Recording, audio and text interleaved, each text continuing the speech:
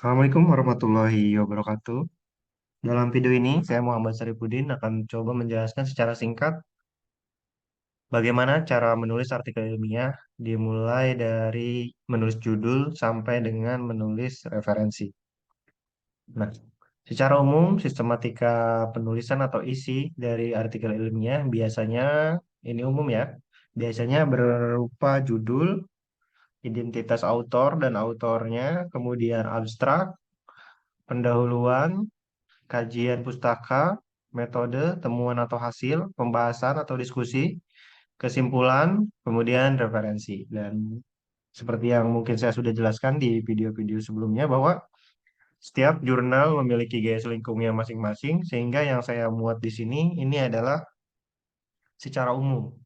Ini adalah sistematika atau isi artikel secara umum, sehingga mungkin nanti ketika teman-teman menulis artikel itu akan menemukan sedikit perbedaan baik dalam istilah ataupun mungkin ada komponen ataupun isi yang hilang atau poin yang hilang ataupun yang tidak ada dalam penjelasan video ini.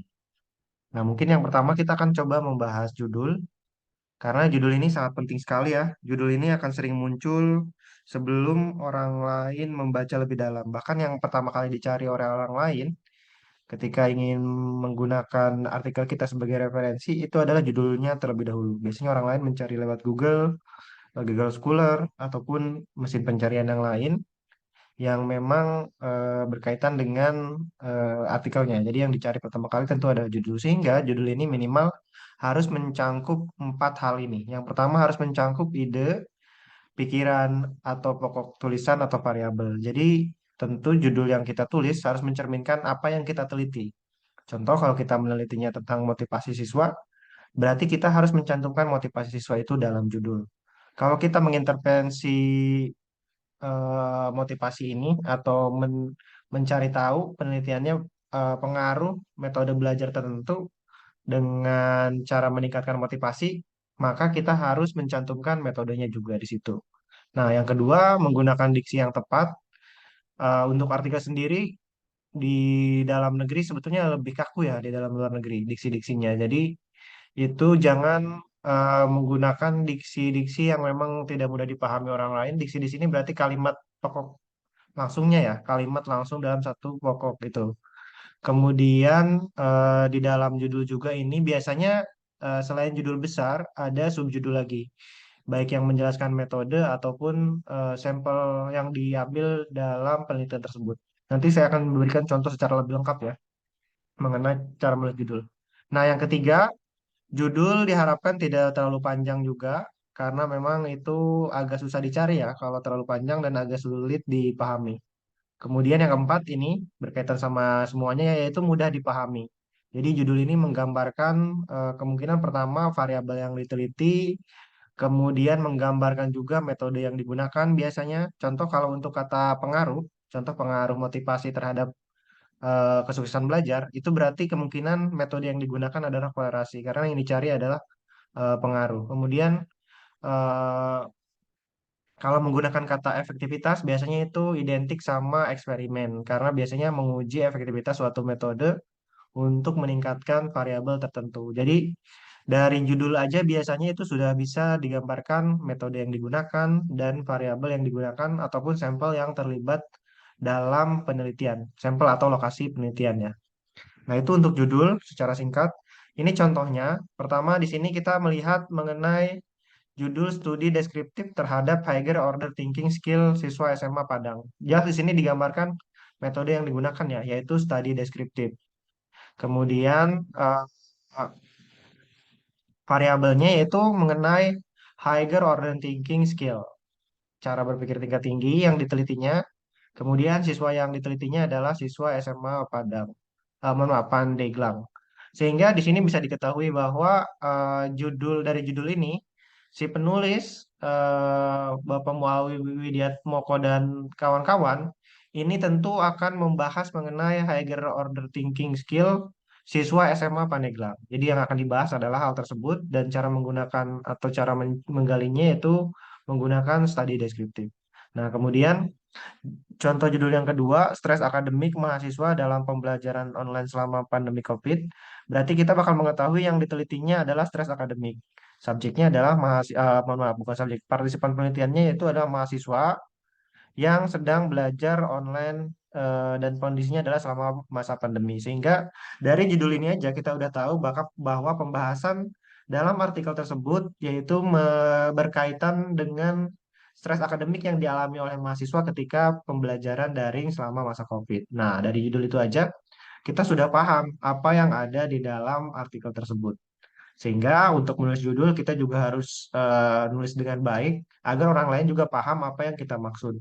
Selanjutnya autor ya. Jadi setelah judul biasanya di bawah judul itu ada nama-nama penulis atau autor.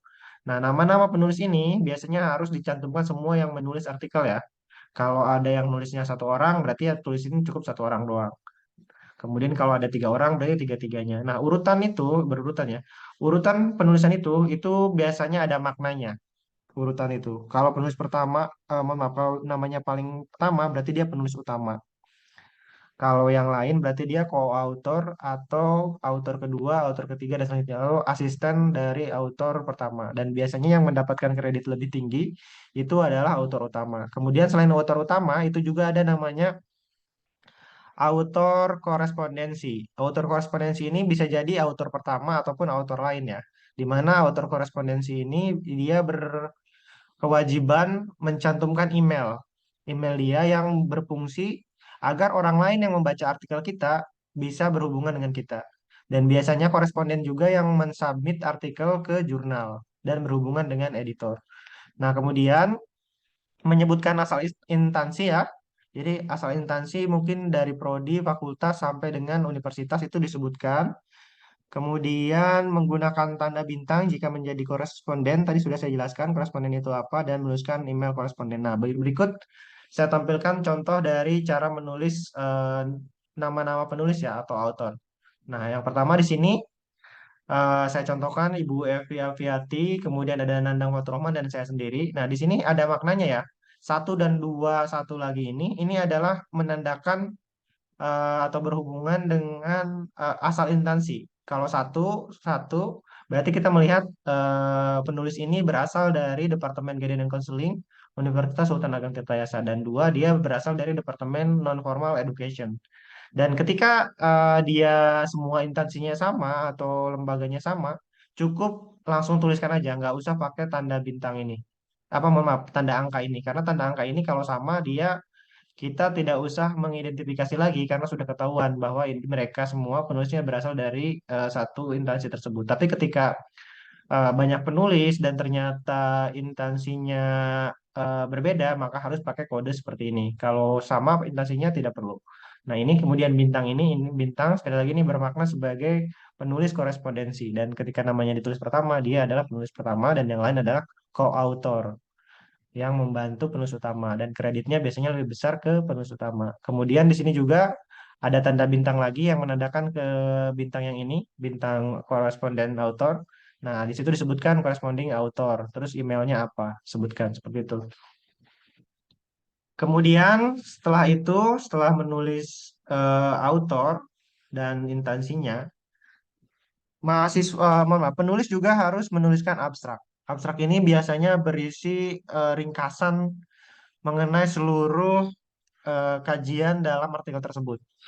Baik dimulai dari latar belakang kajian. Jadi ini biasanya satu atau dua kalimat berisi mengenai kenapa kajian itu perlu atau menghadirkan gap atau penelitian ini melengkapi apa gitu dalam kajian yang didalami. Contoh kalimatnya mungkin kayak selama ini ternyata belum ada penelitian mengenai ini, maka tujuan, nah apa langsung merefer ke tujuan ya, tujuan dari studi ini. Tujuan dari penelitian ini adalah, tujuan dari penulisan artikel ini adalah, jadi merujuk ke tujuan kajiannya, di mana tujuan kajian ini nanti harus sama di latar belakang atau pendahuluan, dan tujuan ini juga harus terjawab dari hasil artikelnya. Kemudian menjabarkan atau menjelaskan mengenai metode dan sampel kalau seandainya menggunakan sampel atau partisipan, metodenya apa, sampelnya siapa aja, kemudian prosedur kayaknya tidak usah, cukup sampai situ aja. Kemudian tampilkan juga hasil kajian. Udah gitu hasil kajiannya apa atau hasil penelitiannya apa, dijelaskan dan itu harus menjawab tujuan. Kemudian ada juga ini rekomendasi ya, saya tipu. Ada juga yang biasa menuliskan rekomendasi, tapi ini biasanya tergantung jurnalnya ya. Ada juga yang nggak mencantumkan rekomendasi hanya sampai pada hasil kajiannya apa. Dan untuk abstrak biasanya ditulis dalam dua bahasa kalau untuk artikel-artikel Indonesia ya. Ada yang ditulis dalam artikel apa maaf, ada yang ditulis dalam bahasa Inggris dan ada yang ditulis dalam bahasa Indonesia supaya ini nanti bisa ditelusuri oleh berbagai orang dari berbagai negara gitu. Kemudian saya lupa nulis lagi satu lagi di bawah abstrak itu biasanya ada keyword. Keyword ini berguna untuk mesin pencarian ya. Nanti kita menyebutkan tiga kata atau tiga pokok kalimat di keyword itu. 3 sampai 5 ya, 3 sampai 5 yang berhubungan dengan penelitian kita agar orang lain mampu menelusuri dengan baik. Biasanya bisa berupa variabel, metode penelitian atau partisipan penelitiannya. Itu tergantung nanti kebutuhannya. Kemudian untuk abstrak sendiri biasanya terbatas ya 100 sampai 250 kalimat. Mohon maaf kata, 250 kata. Kemudian kita masuk lagi ke yang selanjutnya itu pendahuluan. Jadi setelah abstrak biasanya ada pendahuluan dan pendahuluan ini secara umum ya ini standar banget saya menyampaikannya yaitu yang pertama adalah latar belakang umum. Kenapa atau cara menggiring kita agar pembaca itu paham apa yang akan kita tulis. Jadi fungsi dari pendahuluan ini sebetulnya kita memberitahu kepada pembaca pentingnya penulisan artikel ini tuh apa atau kontribusi artikel ini tuh apa. Bedanya artikel ini sama artikel lain tuh apa dan tujuan dari penulisan artikel ini apa. Jadi kita bisa menyampaikan latar belakang secara umum, kemudian latar belakang khususnya apa tuh yang berkaitan dengan variabelnya, kemudian kesenjangan dalam studi atau pengetahuan atau biasa disebut gap atau novelty. Jadi kita juga sajikan tuh penelitian sebelumnya udah ada belum sih yang membahas ini? Kalau udah ada, apa bedanya sama studi itu? Atau lebih bagus lagi ternyata belum ada kajian. Maka nanti disampaikan di poin yang keempat ini, tujuan dari studi ini itu apa? Contoh untuk melengkapi hasil penelitian yang belum sempurna atau hasil penelitian yang kurang atau ini ternyata belum diteliti padahal urgent gitu. Nah, itu seperti pendahuluan. Jadi pendahuluan ini berfungsi untuk mengantar pembaca bahwa studi mengenai artikel ini tuh penting dan urgent untuk dilakukan. Sehingga harus ada novelty atau kebaruan dari dari pembahasan yang disampaikan oleh artikel. Karena biasanya kalau kita nggak mampu menjelaskan itu, biasanya jurnal itu menolak untuk menerbitkan artikel kita karena dianggapnya sebagai redundant atau hanya mengulang-ulang penelitian orang lain. Ini berguna juga dalam tugas-tugas yang lain ya, kayak skripsi ataupun tesis. Itu memang baiknya ada yang kita teliti dan kita tulis itu ada kebaruan, bukan hanya mengulang. Seperti itu. Selanjutnya, ini kajian pustaka ya. Poin kajian pustaka ini berbeda-beda di setiap eh, jurnal karena ada yang memuat kajian pustaka, ada juga yang tidak. Nah, untuk yang memuat kajian pustaka, biasanya kajian pustaka itu tidak hanya mencantumkan teori-teori aja, jadi memiliki kontribusi yang baru. Jadi tidak hanya mencantumkan teori yang udah ada, sehingga untuk menemukan kontribusi yang baru ini harus didukung sama hasil penelitian yang terbaru. Jadi hasil penelitian itu disajikan juga boleh dicampurkan di kajian pustaka. Jadi selain berhubungan sama variabel, jadi contoh selain teman-teman saat menulis artikel itu menjelaskan mengenai variabel penelitian itu apa, teman-teman juga mencampurkannya atau mengkolaborasikannya dengan hasil penelitian yang terbaru kayak gitu. Sehingga nanti juga bisa teman-teman menambah pengetahuan untuk menulis di bagian pembahasan ataupun hasil atau temuan penelitian. Nah, setelah kajian pustaka, poin yang biasanya ada di dalam sebuah artikel itu adalah metode. Nah, dalam sebuah metode, mohon maaf, dalam poin metode penulisan karya ilmiah, minimal ini mencakup tiga hal ini. Pertama, harus menjelaskan metode yang digunakan. Mau itu metodenya studi deskriptif, studi pustaka, kemudian metode-metode yang lain, itu teman-teman bisa pelajari dalam buku-buku metode penelitian. Nanti juga jelaskan di situ metode yang digunakan, pendekatan yang digunakan, kualitatif, kuantitatif, kemudian paradigma yang digunakan, kemudian juga bisa menjelaskan prosedurnya seperti apa. Nah, nanti prosedur itu nyambungnya ke bagaimana cara mengumpulkan data. Bagaimana cara mengumpulkan data, apakah menggunakan wawancara, apakah menggunakan pengamatan atau observasi, apakah menggunakan angket, atau seperti apa. Kemudian menjelaskan juga partisipan yang terlibat. Berapa orang yang diwawancara, berapa orang yang mengisi angket, berapa orang yang ikut eksperimen, kayak gitu. Itu harus dijelaskan secara jelas. Sehingga nanti di metode ini dapat terlihat bagaimana cara kita mengambil data, bagaimana data ini bisa disebut valid dan sebagainya. Nah, itu untuk metode.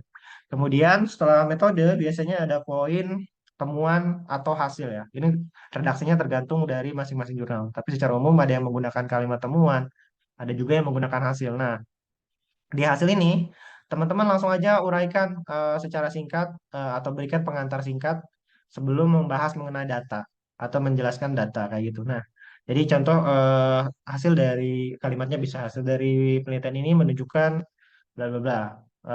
Terus sajikan datanya. Kalau hasil wawancara berarti datanya itu adalah bisa berupa petikan wawancara. Biasanya ditulisnya miring dan lebih menjorok ke dalam dan lebih kecil. Kemudian jelaskan di kalimat selanjutnya.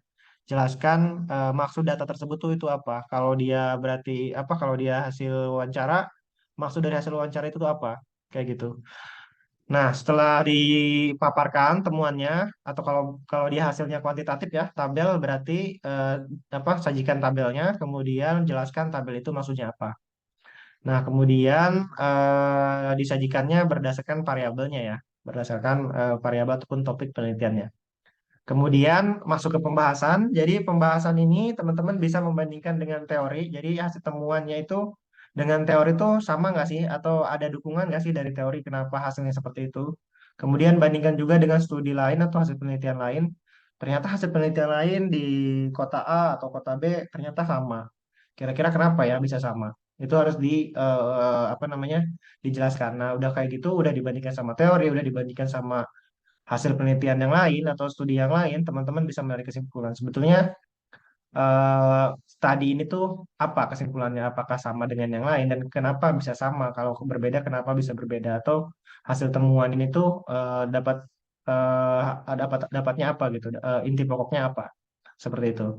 Nah, itu untuk pembahasan dan diskusi. Kemudian yang terakhir, teman-teman bisa menuliskan simpulan atau kesimpulan. Nah, di simpulan itu harus menjawab mengenai tujuan studi. Kalau di awal disebutkan di latar belakang dan di abstrak itu disebutkan bahwa tujuan studinya adalah mendeskripsikan mengenai motivasi belajar siswa selama masa PPKM, contoh atau masa COVID atau setelah COVID, maka itu harus mampu menjelaskan bagaimana kondisi siswa atau motivasi siswa pada saat belajar pasca COVID kayak gitu atau yang lain yang intinya memang sesuai dengan tujuan yang disebutkan di awal.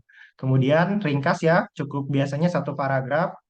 Berarti minimal satu paragraf kan berisi 3 kalimat. Berarti yang minimal 3 kalimat, maksimal ya satu paragraf yang layak lah. Kemudian di paragraf yang kedua biasanya berupa rekomendasi atau kira-kira studi lanjut yang dapat dilakukan dari hasil penelitian ini tuh apa kayak gitu. Apakah perlu intervensi, mohon maaf, apakah perlu penelitian lanjutan ataukah seperti apa. Tapi rekomendasi ini juga ini ya tergantung jurnalnya. Ada yang biasa minta rekomendasi, ada yang juga yang enggak. Nah, itu untuk simpulan. Kemudian yang terakhir referensi ya. Nah, referensi ini sebetulnya terkait dengan citasi yang dari awal. Jadi dalam kaidah penulisan karya ilmiah, tentu dari awal, dari pendahuluan sampai dengan pembahasan, itu teman-teman harus menggunakan kajian yang udah ada, baik berupa buku, teori dari buku, kemudian dari hasil penelitian yang lain. Dan itu harus dimasukkan dalam kutipan, biasa kutipan yang menggunakan kutipan yang baik ya. Berarti kalau kita mengambil sumber dari jurnal, berarti kita sebutkan siapa penulis dan tahunnya kapan.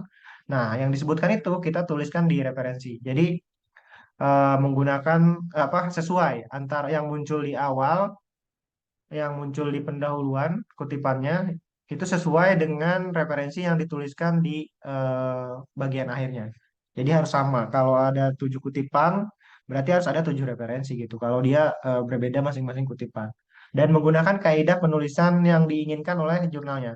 Rata-rata di Indonesia itu menggunakan FEA ya. Jadi coba teman-teman pelajari bagaimana cara menulis Dr. Kusaka menggunakan sistem American Psychology Association atau APA. Nah, itu penjelasan singkat mengenai bagaimana cara menulis artikel ilmiah mungkin memang agak sedikit sulit ya, karena penjelasan saya juga agak sedikit cepat dan agak sedikit ringkas. Dan mungkin ini teman-teman bisa mengimplementasikannya langsung dalam sebuah penulisan sehingga tidak hanya sebatas teori. Karena kalau hanya sebatas teori yang saya jelaskan seperti ini, itu nanti akan sedikit kesulitan. Nah, silakan lanjutkan penulisan artikelnya. Akhir kata, wabillahi taufiq walhidayah. Wassalamualaikum warahmatullahi wabarakatuh.